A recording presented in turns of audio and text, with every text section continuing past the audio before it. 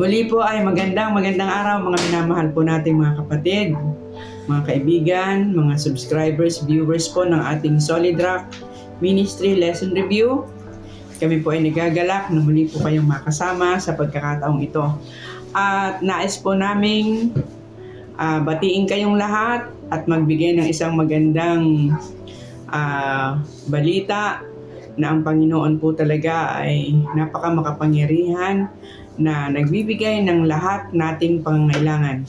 Si Pastor Levi Perdon po ay nagkaroon na ng maayos na paningin. Naging matagumpay po ang operasyon ng kanyang mata. Maraming salamat po sa inyong prayer para sa kanya.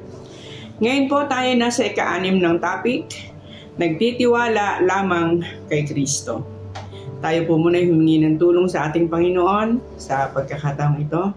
Mahal na Diyos, muli po namin kayong pinupuri sa inyo pong kabutihan, sa inyo pong kadakilaan, sa inyo pong mga biyayang patuloy po ninyong iginagawad sa bawat isa sa amin. Ngayon po sa aming muling pag-aaral ng inyong banal na salita, kami po ay muling humihiling sa inyo ng inyong patnubay, kung po ang aming mga puso at isipan upang amin po itong lalong maunawaan na magamit po namin sa aming patuloy na pag-aaral at pagkakaroon ng anumang mga hamon sa aming buhay na magagamit po namin itong inspirasyon. Patawad po ang mga kasalanan namin, Panginoon, at ang inyo rin pong Holy Spirit ang patuloy pong lumabay sa amin sa pangalan po ni Jesus. Ating pong talatang sa uluhin ay makikita natin sa Philippians 3:10, upang makilala ko siya at ang kapangyarihan ng kanyang muling pagkabuhay at ang pakikisama sa kanyang mga kahirapan, na ako'y matulad sa kanya sa kanyang kamatayan. 11, upang aking makamit sa anumang paraan ang muling pagkabuhay mula sa mga patay.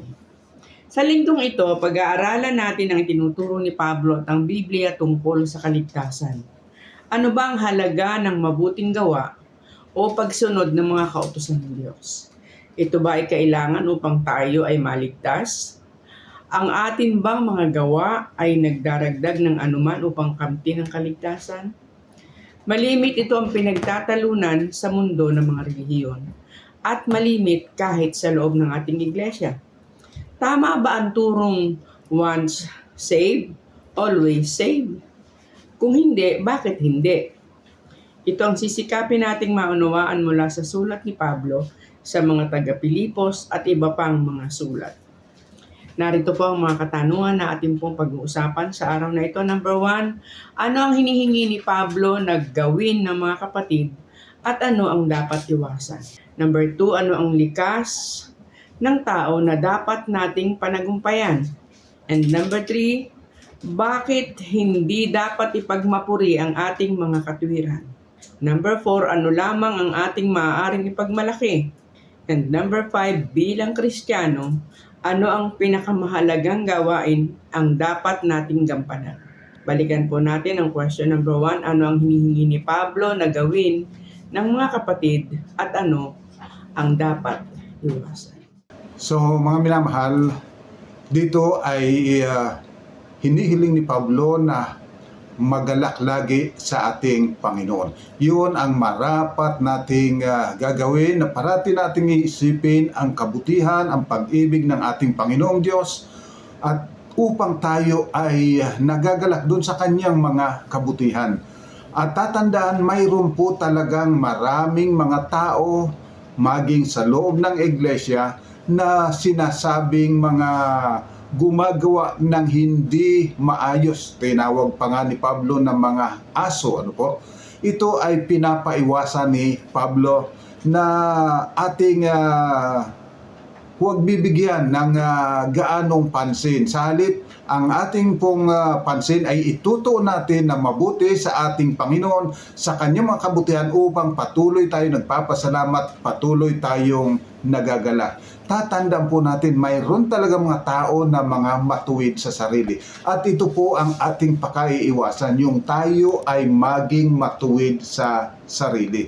Sapagkat kapag naramdaman natin na parang tayo ay mas magaling, mas mabuti kaysa ron sa iba, at tayo ay mas malapit sa Diyos kaysa sa iba, yun ang ating feeling sa ating sarili, malamang tayo ay magsasalita ng hindi magagandang salita laban doon sa mga taong iniisip natin na hindi natin kasing matuwid, hindi natin kasing mabuti, hindi natin kasing tapat sa gawain ng Panginoon. Tatandaan po, ang pagiging matuwid sa sarili, ito ang isang napakalaking kamalian na dapat ating pakaiwasan. Kaya ating pong question number 2, ano ang likas ng tao na dapat nating panagumpayan?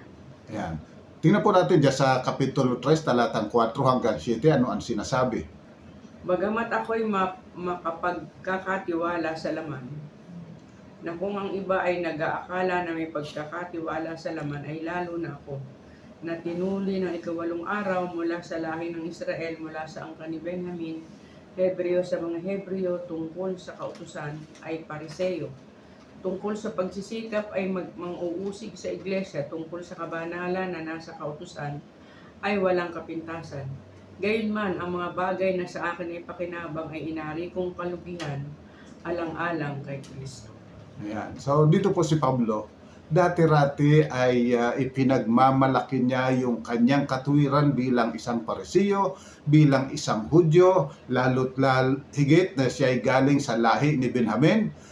Siya, kung pag-uusapan ng kautusan, wala talaga siyang kapintasan. Sa totoo, siya ay naging manguusig sapagkat iniisip niya na siya yung tama at yung mga alagad na nangangaral patungkol sa Panginoong Jesucristo, ito ay mali at nagtuturo ng mali. So, para sa kanya, para bagang superior siya. Subalit nung kanyang makilala ang ating Panginoon, doon niya nakita kung gaano kalaking kahinaan at napakaraming kasalanan ang naririyan sa kanila. Kaya sabi niya, ang lahat ng ito ay ibinibilang ko na sukal lamang, mga dumi sa aking buhay. At wala akong ibang ipinagmamalaki kung hindi ang pag-ibig ng Diyos, ang katwiran ng Diyos na ipinagkaloob sa akin. Alam po ninyo, kagaya po na aking sinabi, napakahirap nung tao na tinatawag na believe sa sarili. Sapagkat ito ang kasuklam-suklam sa lahat ng mga kasalanan sa harapan ng Diyos.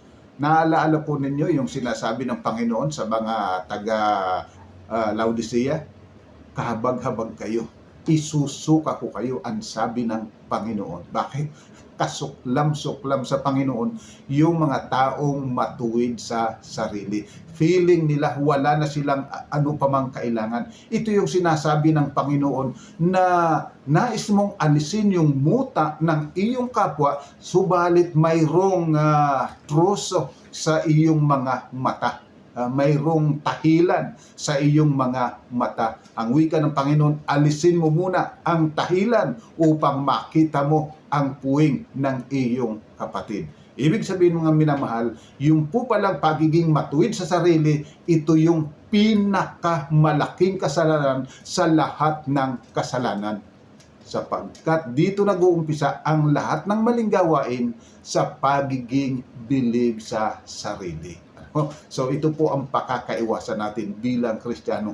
Pakatatandaan, walang ibang mabuti kung hindi ang Diyos. Di po ba? Mayroong isang lalaki lumapit sa Panginoon, ang wika, mabuting guro. Sabi niya, bakit mo ko tinatawag na mabuti? Walang ibang mabuti kung hindi ang Diyos. Hindi ibig sabihin ng Panginoon na siya ay hindi mabuti, kundi bilang isang tao, walang marapat na tawaging mabuti. Sapagkat tayong lahat ay pawang mga nahulog sa kasalanan, at ang matindi pa mga minamahal na mga kapatid, ang pinakamalaking kasalanan, malimit, yun ang naiiwan.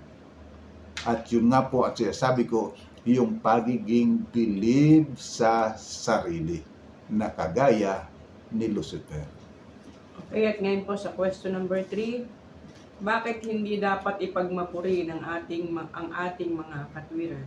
Yan. Titingnan po natin sa Roma 7:7 hanggang 12. Ay, ito po ang napakahalaga. Tingnan po natin kung bakit. Ano nga ang ating sasabihin? Ang kautusan bagay kasalanan? Huwag nawang mangyari. Datapat hindi ko sana nakilala ang kasalanan, kundi sa pamamagitan ng kautusan. Sapagkat hindi ko sana nakilala ang kasakiman kung hindi sinabi ng kautusan, huwag kang manakim. Datapat ang kasalanan ng makasumpong ng pagkakataon ay gumawa sa akin sa pamamagitan ng utos ng sari-saring kasakiman, sapagkat kung walang kautusan, ang kasalanan ay patay. At nang isang panahon ako'y nabubuhay na walang kautusan, datapot nang dumating ang utos ay muling nabuhay ang kasalanan at ako'y namatay. At ang utos na sa ikabubuhay ay nasumpungan kong ito'y sa ikamamatay. Sapagkat ang kasalanan ng makasumpong ng pagkakataon ay dinaya ako sa pamamagitan ng utos, at sa pamamagitan nito ay pinatay ako. Kaya nga ang kautusan ay banal at ang utos ay banal at matuwid at mabuti. Ayan. So, ang kautusan po ay banal. Subalit sa pamagitan ng banal na ito, diyan naman lalong lumalabas yung ating mga kasalanan. Nakita natin na lalo at lalo tayong gumagawa ng mga bagay na hindi ayon sa kautusan ng Diyos. Bakit po? Sapagkat likas po natin ang pagiging makasalanan. So, alam na natin yung mga sinasabing ibigin mo ang iyong kapwa. Pero napakahirap po talaga na ibigin ang kapwa. Sinasabi ng Panginoon na nais mong gumanti sa iyong kaaway, bigyan mo ng tinapay. Pero napakahirap po talaga. Mapansin po natin, napakahirap talaga. Bakit? Dahilan po sa ating likas. Kaya nga po kung ating pagbabatayan lang yung ating sarili, ay talaga po namang hindi mangyayari. Sapagkat una, tingnan po natin dyan sa Mateo 5:21, 22, pagkatapos 27 ang sinasabi.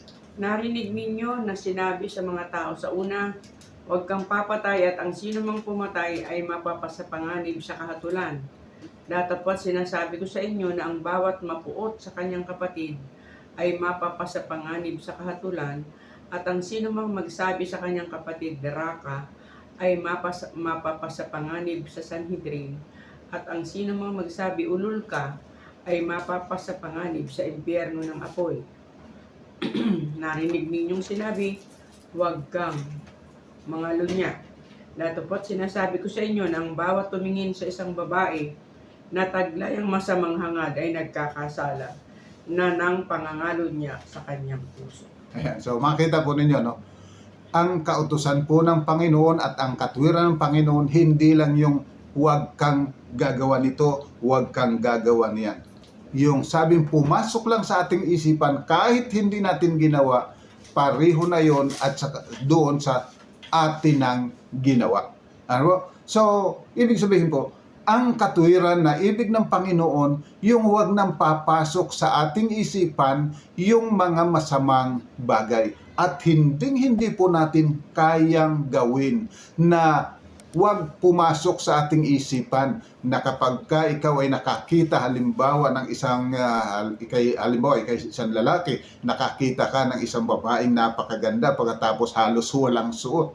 Likas po natin yung pagiging makasalanan. Oo nga, pinigil natin, hindi natin ginawa. Pero ang sabi ng Panginoon, inisip mo pa lang, ginawa mo na. Tingnan pa natin sa Juan 9:39. At sinabi ni Jesus, sa paghatol ay naparito ako sa sanlibutan ito, upang ang mga hindi nakakita ay mga kakita, at upang ang mga nakakita ay maging mga bulag.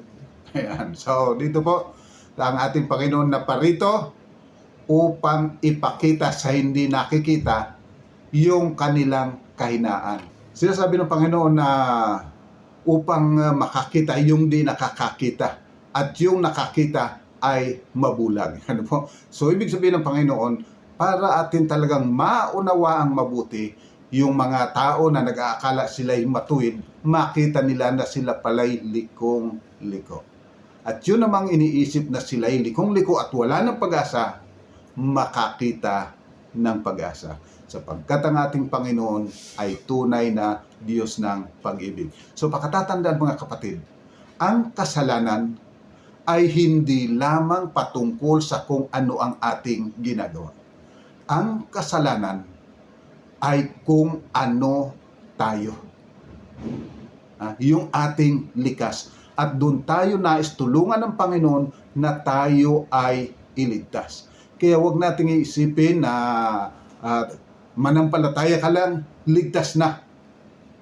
Hindi pa po. Kinakailangan magpatuloy yung kaligtasan, kinakailangan malinis yung ating puso, yung ating isipan. Hanggang sa dumating sa punto na sinasabi ni Ellen White, godliness and godlikeness. At malayo pa po tayo. So hindi po tayo maaaring nagmamalaki. Tama man ang iyong doktrina, ang mahalaga, tama ang ating karakter. Okay, sa question number 4 naman po, ano lamang ang ating maaaring maipagmalaki? Ayan, tingnan po natin sa Galatia 2:20. Ako'y napako sa krus na kasama ni Kristo, na hindi na ako ang nabubuhay, kundi si Kristo ang nabubuhay sa akin.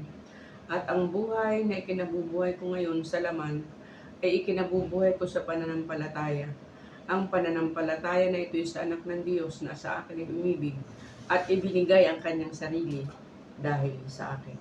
Yan. So, ang marapat po nating ipagmalaki, opo, tayo ay mga makasalanan, datapwat hindi naubos ang pag-ibig ng Diyos na ibinigay niya ang kanyang bugtong na anak, at ang kanyang bugtong na anak naging handang maging masunurin sa lahat ng kalooban ng Ama, at pagkatapos ihandog yung kanyang buhay upang ipalit sa ating makasalanang buhay upang tayo ay matawag na mga anak ng Diyos. So wala tayong dapat na ipagmalaki kung hindi ang ating Panginoon na siya ang tumubos, siya ang nagpakasakit alang-alang sa ating kaligtasan, at siya ang patuloy na gumagawa upang malubos ang ating kaligtasan. Tingnan pa po natin sa Filipos 3:9. At ako'y masumpungan sa kanya na walang katwirang aking sarili, siya makatwid bagay sa kautusan, kundi ang katwiran sa pamamagitan ng pananampalataya kay Kristo, ang katwiran niyang buhat sa Diyos sa pamamagitan ng pananampalataya. Tatanda po natin, ang katwiran ng Diyos napakalayo sa ating katwiran. Kung papaanong ang langit ay napakataas kaysa lupa, ganun po ang katwiran ng Diyos. So lahat ng ating nagagawang pinakamabuti, hindi po natin maaaring ipagmalaki. Tanging ang maaari nating ipagmalaki ay ang katwirang ipinagkakaloob sa atin ng Diyos, katwirang walang kapintasan, walang pagkukulang. Sapagkat lahat ng ating sinasabing katwiran ay kagaya lang ng maruming basahan ayon kay Propeta Isaias. At ngayon po naman sa ating huling katanungan, number 5, bilang Kristiyano, ano ang pinakamahalagang gawain ang dapat nating gampanan? Ayan, tingnan po natin dyan sa Filipos 3:10-16. Upang makilala ko siya at ang kapangyarihan ng kanyang pagkabuhay na maguli, at ang pakikisama ng kanyang mga kahirapan na ako'y natutulad sa kanyang pagkamatay. Kung aking tamuhin sa anumang paraan ang pagkabuhay na maguli sa mga patay, hindi sa ako'y natamo na o ako'y nalubos na, kundi nagpapatuloy ako. Baka sakaling maabot ko yaong ikinaaabot naman sa akin ni Kristo Jesus. Mga kapatid, hindi ko pa inaaring inabot, datapat isang bagay ang ginagawa ko, na nililimot ang mga bagay na nasa likuran at tinutungo ang mga bagay na hinaharap. Nagtutungulin ako sa hangganan sa gantimpala ng dakilang pagtawag ng Diyos na kay Kristo Jesus. Kaya nga, kung ilan tayong mga sakdal, ay mag-isip ng gayon, at kung sa ano may mga nangagkakaiba kayo ng iniisip, ay ipahahayag naman ito sa inyo ng Diyos. Lamang ay magsilakad tayo ayon sa gayon ding ayos na ating inabot na. Yan. So, dito po ang sinasabi, kinakailangan tayo'y lumakad na ayon sa ating inabot na. Subalit higit sa lahat, sikapin natin na makilala ang Diyos ng lubusan. Sapagkat sa patuloy na pagkakilala natin sa Kanya, diyan natin makikita kung gaano pa kalayo ang ating takbuhin. Sabi nga ni Ellen White, the closer we are, habang tayo ay lumalapit sa Panginoon, lalo nating nakikita na tayo hindi karapat-dapat at tayo ay marumi. Ano po? So, kinakailangan po natin makilala ng lubusan ang ating Panginoon. Sapagkat malibang makilala natin siya ng lubusan, hindi natin madarama kung ano kalaki ang ating mga pangangailangan. Tayo'y makokontento sa ating sarili, at kapag tayo'y nakontento sa ating sarili, yan na yung sinasabi ng Panginoon, isusuka ko kayo. Kaya napakahalaga po sa lahat ng bagay ay sikapin nating makilala ang ating Panginoong Diyos. Hindi po sapat yung tamang doktrina kahit nasa iyo pa ang pinakamaganda at walang kapintasan na doktrina. Maliban ang doktrinang yan magbago sa ating puso, sa ating isipan, magbago sa ating pagkatao, walang mangyayari. At yan po ay mangyayari lamang kapag nakilala natin ang lubusan ng ating Panginoon. Yung pag-ibig sa kapwa, mangyayari yan kapag nakita natin kung gaano kadakila ang pag-ibig ng Diyos sa ating kapwa, lalo't higit sa mga makasalanan. Alam po ninyo, sa Biblia, andyan po si Jonas, si Jonah. Maganda yung kanyang doktrina. Ito na nga po ba ang sinasabi ko, wika niya sa Panginoon. Alam kong ikaw ay Diyos na maawain, Diyos na mahabagin, mapagpatawad, mapagpahinuhod. Napakaganda.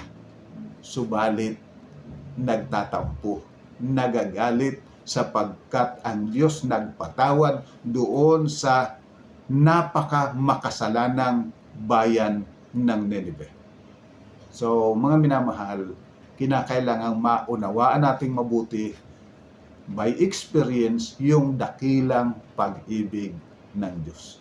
At kapag nakita natin yung kabutihan na yan ng Diyos, yung kanyang kabanalan, yung kanyang pag-ibig, mababago ang ating mga karakter. Alam po ninyo, napakahalaga yan na sa bawat doktrina na ating pinanghawakan, nakikita natin dito kung paano ipinapahayag yung katuwiran ng Diyos, yung karunungan ng Diyos, yung pag-ibig ng Diyos. Sapagkat kung makikita mo yung mga bagay-bagay bilang doktrina at bilang mga kautusan lamang, baliwala po ang lahat ng yun. Dapat nakikita natin kung paano dito inahayag ang dakilang pag-ibig ng Diyos, yung kanyang katuwiran, yung kanyang kahandaang magpatawad. Kapag hindi natin nakita yon at puro lang tayo, huwag ito, huwag yan, gawin mo ito, gawin mo yan. Subalit hindi natin nakikita kung bakit sinabi ito.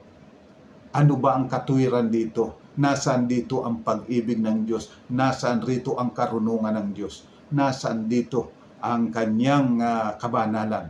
Kapag hindi po natin nakita yon, baliwala po ang lahat. So napakahalaga po, makilala ang Diyos ng lubusan. Okay, dyan po natatapos ang ating talakayan sa araw na ito.